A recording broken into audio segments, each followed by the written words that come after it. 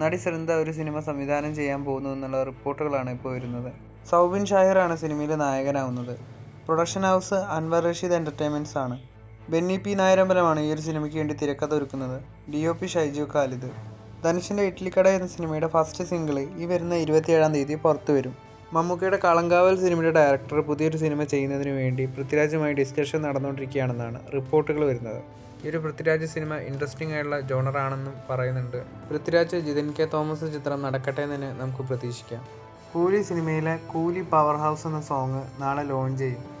നാളെ സൂര്യയുടെ പിറന്നാൾ പ്രമാണിച്ച് കറുപ്പ് സിനിമയുടെ ഒഫീഷ്യൽ ടീസർ പുറത്തു വരികയാണ്.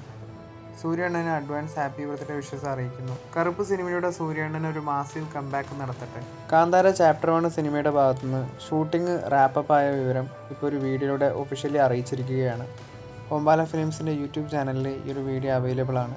മുൻപിറങ്ങിയ കാന്താര സിനിമയെക്കാളും ഒരുപാട് ഇരട്ടി ബജറ്റിലും വലിയ ക്യാൻവാസിലും ആണ് കാന്താര സിനിമയുടെ പുതിയ ഭാഗം ഒരുങ്ങുന്നതെന്ന് ഈ ഒരു സിനിമയുടെ വീഡിയോ കണ്ടാൽ തന്നെ മനസ്സിലാവും.